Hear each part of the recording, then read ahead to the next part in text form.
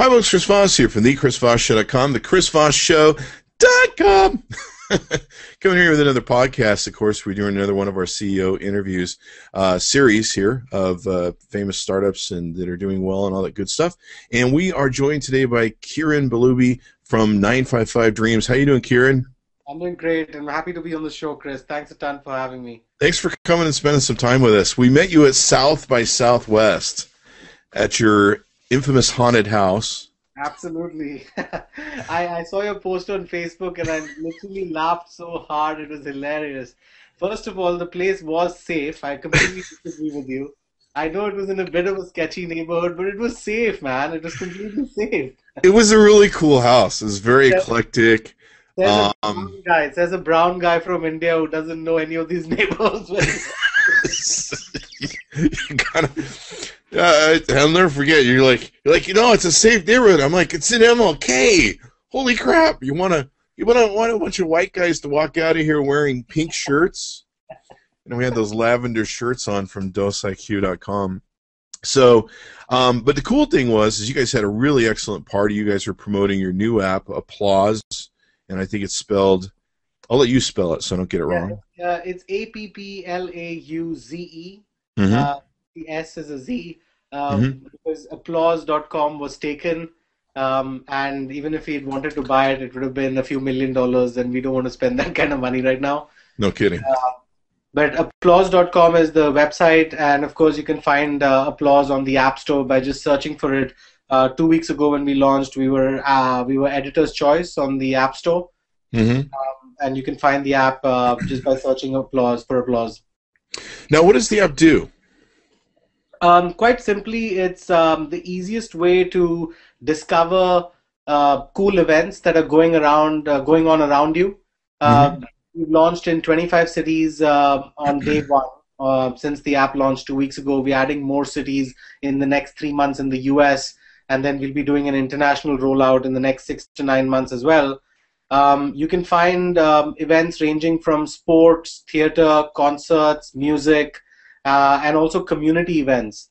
And by community events, I mean free events that are going on around you in your communities, either in your local churches or libraries or your city councils and things like that. Really good, high-quality free events are also sourced inside Applause.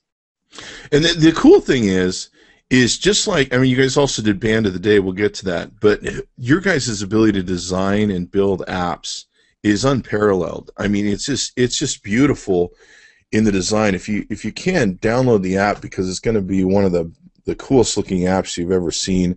We were walking around South by, and of course we were using this app to find all the cool parties at South by. Not sure how well we're going to get that in. See if we can't get it. But this app is super cool in the presentation. Everyone that we showed it to was just blown away. Like even app makers were like, holy crap, man, what are we doing wrong? Thanks for saying that. We obsess quite maniacally over the design and the interaction. Every product that we've released into the App Store until now, I mean, literally like every single product that we've put out there has been App of the Week or Apple Hall of Fame or iPhone App of the Year. Like we've just been sort of lucky in that as a team, we've focused on the product, just crazy obsessive focus on the product, and everything else has sort of fallen into place, so to speak, for us. We haven't really spent any real dollars on customer acquisition for any of our products. So Band of the Day, our last product and the biggest product that we launched until now, was iPhone App of the Year, runner-up to Instagram in 2011. That's done really well for us. 5 million users now and growing. Wow. And it's the primary sort of indie showcase for artists anywhere in the world. Yeah. Every day we feature one artist. So similarly, I mean, when we launched Applause, the focus for the last 6 to 9 months has been to build a product that we were happy with internally. And once we took it to a point where we thought that users would also enjoy it as much as we were enjoying it, building it.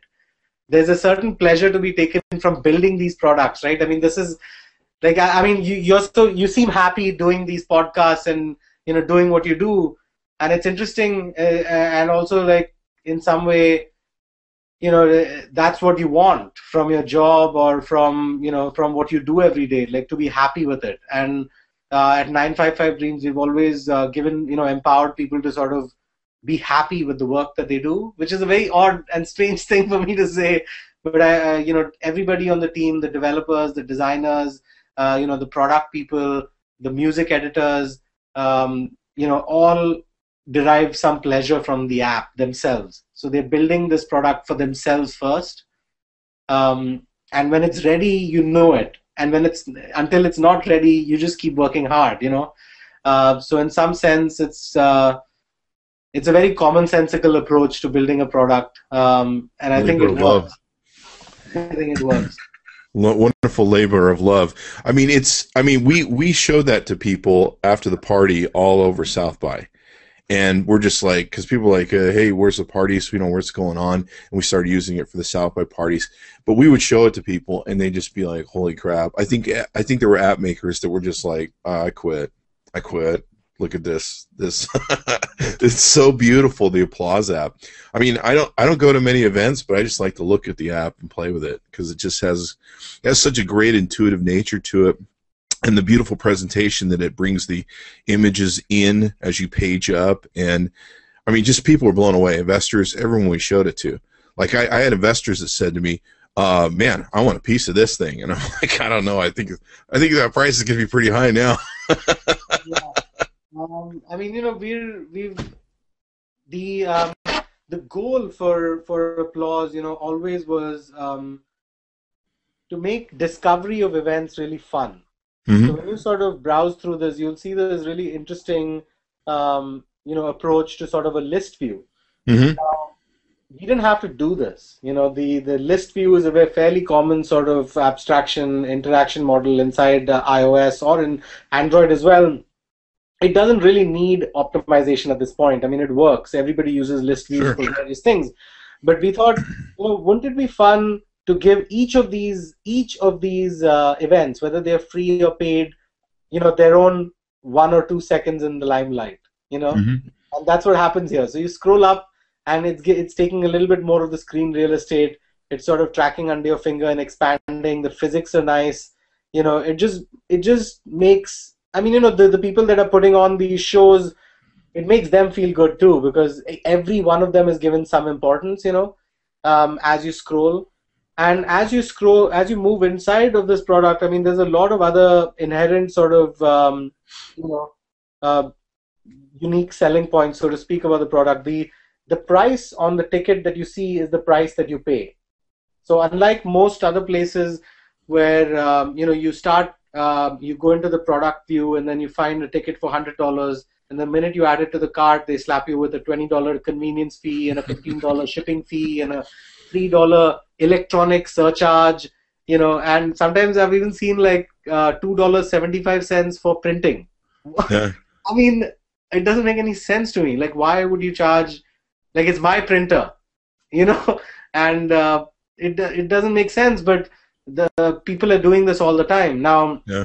We are sourcing these tickets actually in real time from about. We started with about 400 brokers. We're already up to about 1,000 brokers now in the US. Wow. In the last 6 months.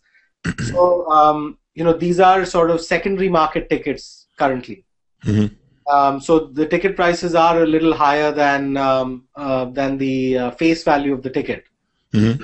But over time, what we are doing is we're also developing relationships with venues. Mm-hmm. And we're going to give users the ability to create events around them. That's why we left this in there. So if you wanted to have, say, like a Chris Voss show in a pub there somewhere where you have a couple of guests and you want to sell tickets for $20 and people come and have a few drinks and also get to meet you and get to meet the larger community as well, you'd be able to do it through Applause very easily. Cool, man. I mean, I've used it since I've gotten home here in LA, and I mean, it's just such a beautiful app that makes you want to use it. There are very few apps that do that, where they're just you look at them, they're kind of inept, they're just plain text, and the presentation is just so gorgeous. And it's an extension of what you guys did with Band of the Day, which, unbeknownst to me, I think 6 months ago or whenever you guys published it, I actually downloaded it. I loved the app back then. Yeah, I mean, thanks for saying that. I mean, Band of the Day also has, Band of the Day really, we went really deep into publishing. Hmm. There are a few companies that are sort of intrinsically, they have a love affair with publishing. Flipboard is one such company, I think, that comes to mind. Like they really, explored what digital publishing could be in the future, for all of us. And it's a fascinating contribution that they've made, I think, to the ecosystem in general. If you look at Band of the Day, we are focused on sort of the music ecosystem, but what you'll see is a beautiful calendar, that you can sort of traverse. But inside of this calendar, inside of each day, is a little sort of editorial. Now, notice a couple of things about this editorial. I mean, this is built by us from scratch. There's nobody else's technology. All of this entire publishing engine is sort of essentially in real time. Compare this to Wired magazine or any of the other magazines. This app is just about 18 or 20 MB. They clock in at 700 MB. So yeah, you can like totally discover a band, and then you can just drill down through all this information you guys give. Absolutely. You can read about the artist, but also you can listen to the music, which is, one of the most important things. And So you can buy the music too. you can buy the music as well. We provide 5 full plays of each song, and you'll also notice ads. Hmm. This ad engine is sort of built by us just specifically for Band of the Day. You Wow. can follow the artist's Twitter feed, and you can participate in conversations. Hmm. And I mean, all of this. So, the question that we asked ourselves with Band of the Day was, what would a daily music magazine look like? Does it have to look like Rolling Stone, or can it be something different? Yeah. And that's a fascinating sort of thought experiment. But actually, what was produced by us, a lot of users find really helpful. Not only the users, but also the bands. I mean, when we feature an artist every day here, everyone in the world, all our 5 million users see that same artist. Wow. So it's great promotion for them. If they're doing an album launch, it's a great way for fans to connect with the artists all over the world, mind you. So the music, we have streaming rights for every country in the world. Wow. Which is rare. Yeah. I mean, I understand it's not Spotify, it's not every album in the world, but it's that artist, that one artist that we feature every day, and you can go back into the archives as well. You get to experience everywhere in the world. So it's a nice contribution we felt to the music ecosystem, and we're doing something different. We're adding some value, definitely in the promotion space, and artists are being helped, and fans everywhere in the world who are interested in new music are also, getting to hear something new. Cool. Now, the beautiful thing is I'm more likely to buy off of that app than Spotify, because Spotify, I'm just listening to music. But with that app, it's so amazing. You just sit there, flip, and you go down. You can watch videos. You can totally get to know the artist, and it becomes really intimate at that point. Yeah. And it's not like it's pushing a sale at you in any way, shape, or form, but you just get so enthralled by the artist, and you're like, wow, this is really cool. And you're in a better position to buy, I think, at that point. Oh, absolutely. I mean, the Band of the Day bump, as it's called in iTunes, is very real. Wow. You see a massive. It's one of it's Christmas, the day Yeah. that we feature them, because they sell literally hundreds of albums that day. Wow. And you're right. It happens sort of. It's not, the sale isn't in your face, and the odd thing is, like, I wish Rolling Stone could write about every single artist that ever published an album, but it's just not possible. Yeah. It's not possible for us also to feature every single artist. I mean, we get flooded with requests every day. I'll bet. And we're trying to do the best we can. We featured artists that are not well known at all. We featured artists with like 50, 60 Twitter followers, and suddenly they have thousands. So we try to find artists that we like, that we think are doing something interesting, and then we try to support them. I mean, we've had artists Kishibashi is a good example. He's a very famous up and coming artist now. He's like selling out like 2,000, 3,000 person arenas now. And a year ago when we featured him, after his feature, he put out a blast on Twitter and Facebook for all the Band of the Day fans that he had made, asking them to support him on Kickstarter because he was doing a solo album. Mm-hmm.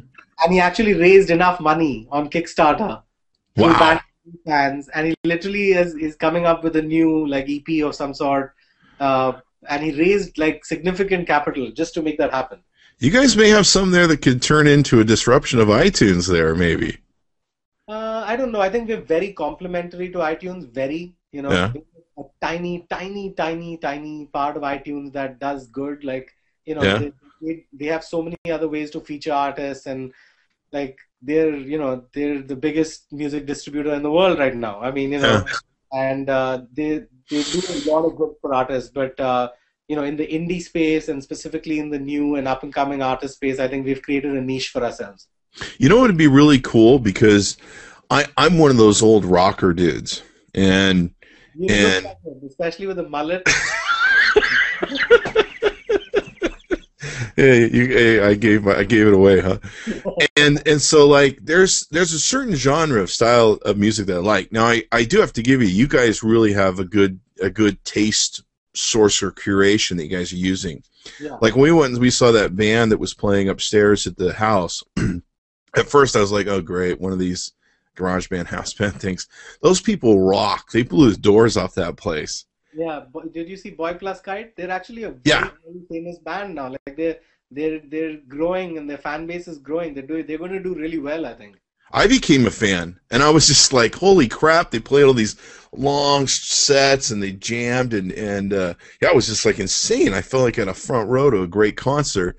And yeah, so you guys have really good curation. One thing, here's an idea. What if you had like Band of the Day, but then you had the segments of music, like you had blues, metal, Yeah. rock. It's an idea. That's probably a lot more work, though, for you guys to do. Yeah, we've experimented with sort of genres and stuff, and maybe having separate calendars for different genres. Yeah. But it's sort of, we realize it dilutes the focus away from that one band. Yeah. So right now, people also get to hear something that's out of their comfort zone, and hopefully that changes them a little bit as human beings as well. All the time, you hear something new. Something different is triggered in your head. So we thought what we're doing right now is sort of true to what it is, which is a band a day. But maybe in the future there could be more exploratory sort of discovery parts of the app that will feature more bands. But right now, Yeah. the Band of the Day thing is like a purist thing for us. Or like a push thing, like if you sent me an email and, hey, Chris, we found a great metal band that you can bang your head against the wall with, check these guys out. And then, and I love the Band of the Day. I likened it to that old Christmas calendar. You saw it in the movie Bad Santa, where they have the punch things where every day you punch a card and you can get the candy and stuff. Yeah, yeah. And it kind of teases you because you can't get like tomorrow's band. Like Yeah, you get everything in the past, but you can't get tomorrow. And like you really get addicted to the app, and you're sitting there playing with it, and you're like, oh man, what's the next band? I wonder what the next band is. And so it gives you that anticipation where you have to wait. Yeah. Which is really evil, but it's smart because it makes me want to go back in the app and see what's going on. Yeah, I mean, I think Band of the Day definitely, that is the entire point of it. That you wait, every day you get a new band. It's like you're waiting around in a bus stop trying to get to your commute, going to work or whatever, and then suddenly you have this new band. I mean, how great is that, right? Yeah. All the music scenes, you can read about it, you can watch the videos. It just works. So I guess that's one of the reasons that it's done well and it continues to grow. With applause for us right now, the challenge is how do we find every cool event in every city in every part of the world? Mm-hmm. That's a major technical challenge. Yeah. Band of the Day had its own challenges, but with applause, if there's anything interesting for you to see, how do we make sure you see it on the app? And how does it get better over time? How does it understand what your musical tastes are? How does it understand sort of what your free events tastes up? What do you really like to do every day or over the weekend? Or what kind of events do you go to once every month? Or what kind of stuff would you really like to go to once a year? Yeah. How do we surface that to you? That's sort of the technical challenge at the moment.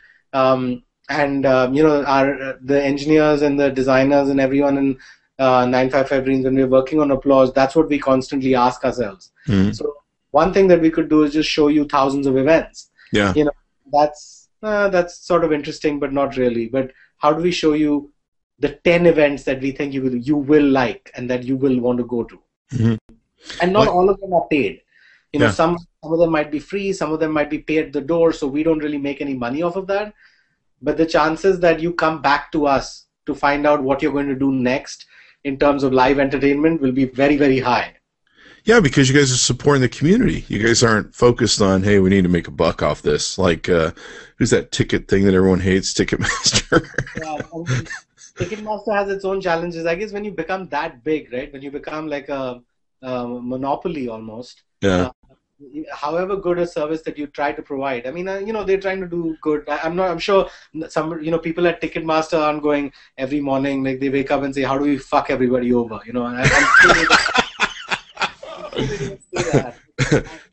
Attorney disclosure. I mean, they're opinion of hard. Like I know a few folks there. They're all trying to do the right thing every day. But the thing is, when you're that big, when you just become that big, I guess there's, everybody starts to dislike that somehow. I don't know what it is, but for us, the goal, always is going to be to foster a sense of community as well. Mm-hmm. Because, I mean, these devices, they're so personal. They're on you all the time. They've got such a deep connection to you. Any mobile device, any smartphone nowadays, you've got your pictures of your kids, of your dog, of your family, all the stuff that's important to you is in here. And it also knows where everything around you is. It knows the restaurants. It understands sort of this geospatial awareness is sort of built into this personal device. Yeah. And it's interesting for this device to now be able to tell you the stuff that's going on in your community. And for you to understand that you can be a part of this community. It's not just meant to alienate you and to keep you away from people, but actually to get you closer to people that are around you. I gotta tell you, Kiran, I was super impressed with you. I've talked to a lot of different startups. We've done a lot of CEO interviews on the Chris Voss Show, and then of course I talked to a lot of people in the startup community. You really are bloody smart when it comes to running a startup. You really have got it down, and you know how to run your crew. You know how to.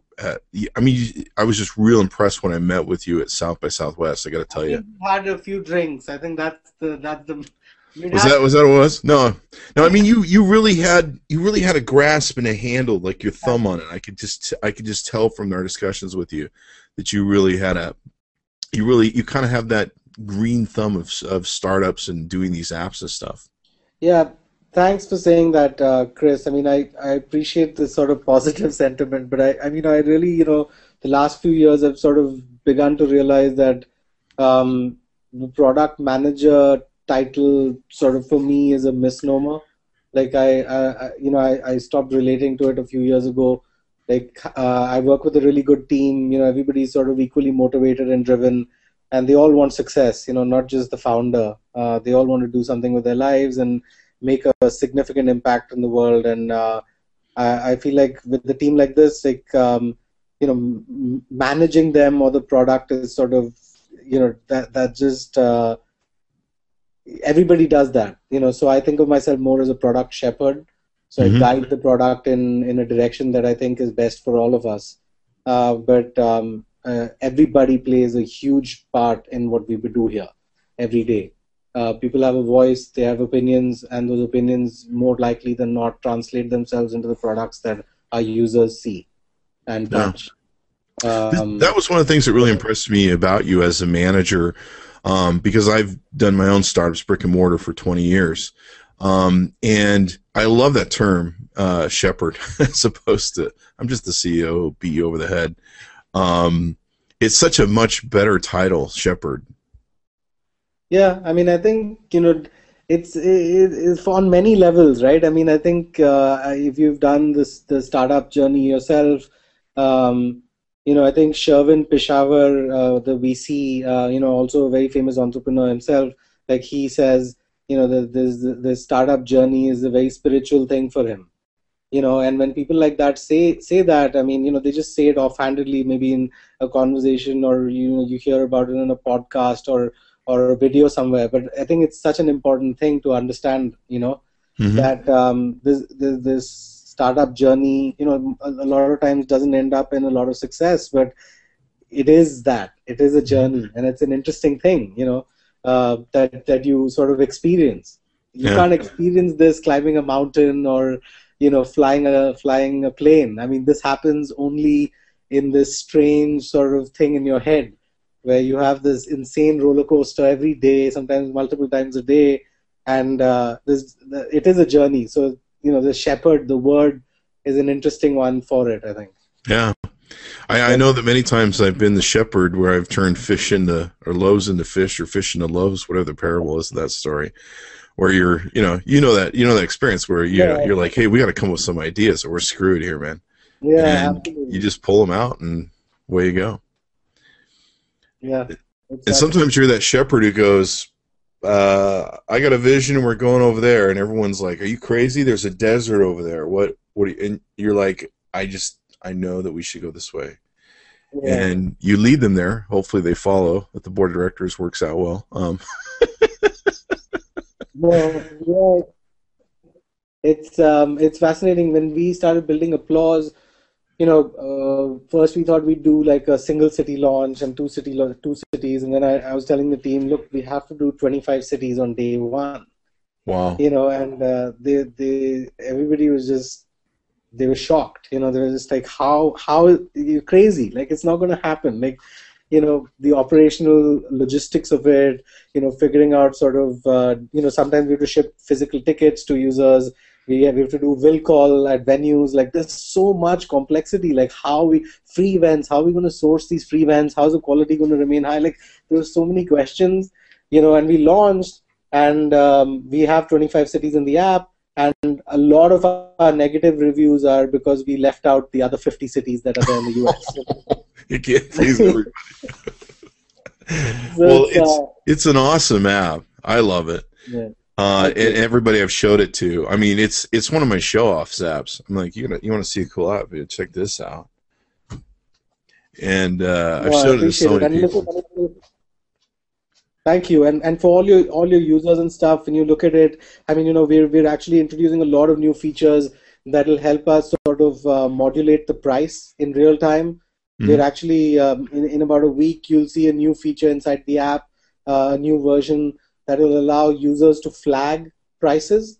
Mm-hmm. So because this stuff is happening in real time so fast using software, we want to make sure that the brokers that we're enabling with this app to sell to our users don't take advantage of our users. That's smart. So we're enabling users to sort of become part of the process with us, because it's sort of growing much quicker than we had anticipated. Wow. If there's something, there's obviously going to be issues with a product like this. We're selling things, and the price is being sort of dictated by a secondary market. So there's always issues, I think. But we're listening. If your users will have feedback, just pick up the phone, call me, or send me an email. I'm on the phone with customers almost 3 hours a day. Wow. Just talking to people that are buying tickets and stuff. Yeah. Wow. Yeah, dude, you have so much passion for this business. And I've seen so many apps over the last 3 to 4 years that have tried to come into the space and make it work and failed miserably. And you guys have not only built something that's just beautifully intrinsic and a joy to use and a pleasure to use. It's a pleasure to explore through the apps because they're so beautiful. But you guys seem to have a really good entrepreneurial sense and managerial quality of how to really build a successful business.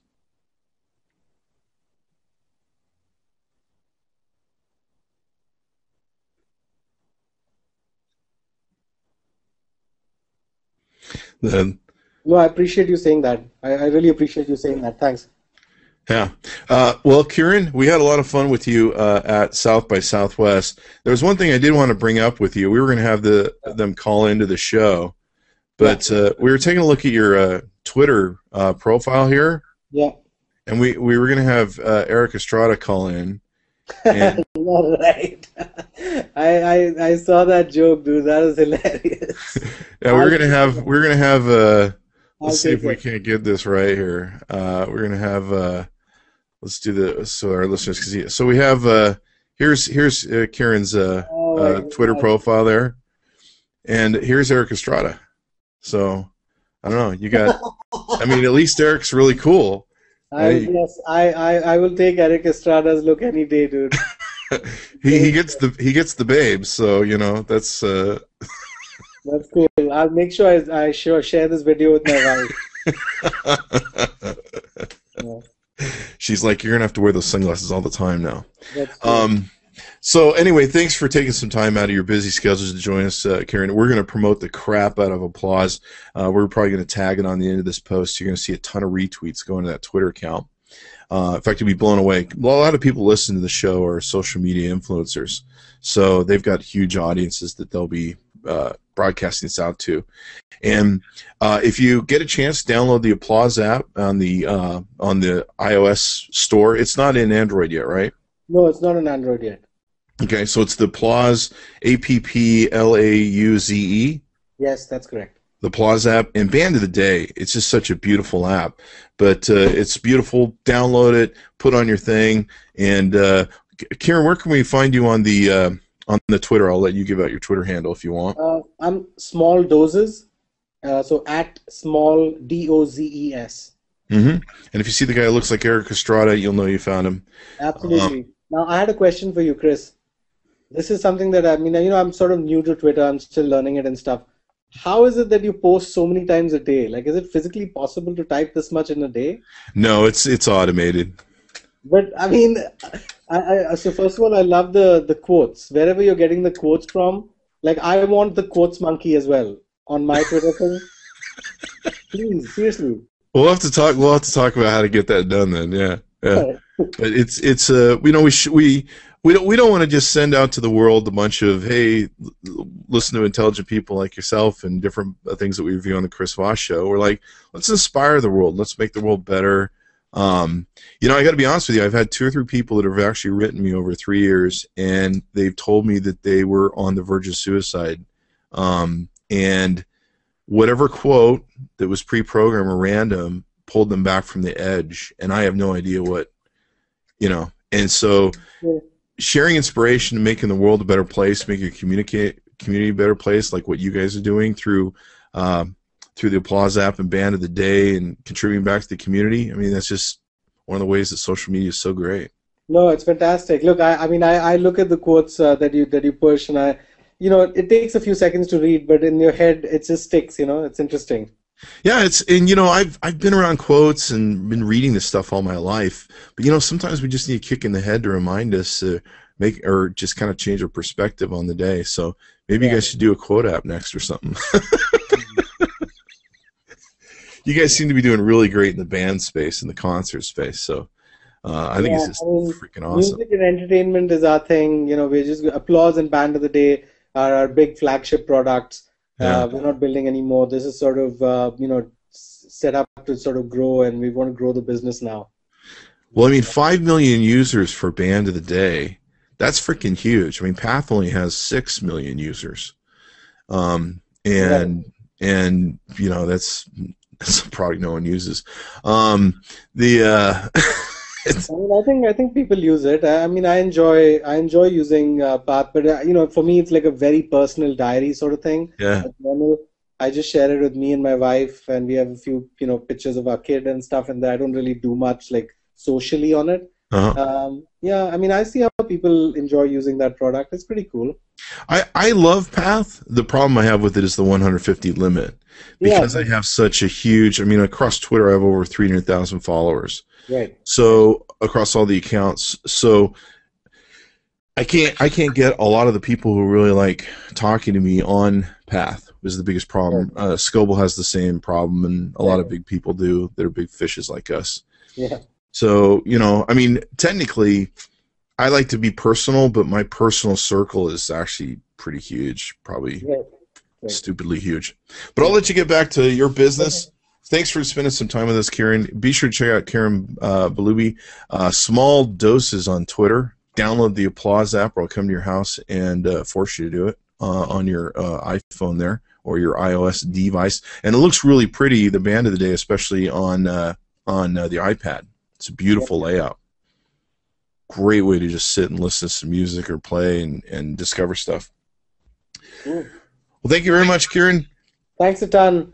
Appreciate you, and we'll be sure to check out all the wonderful apps and the future stuff you guys will be doing. Thanks, bud. Thank you very much. Happy to be on the show. Thanks.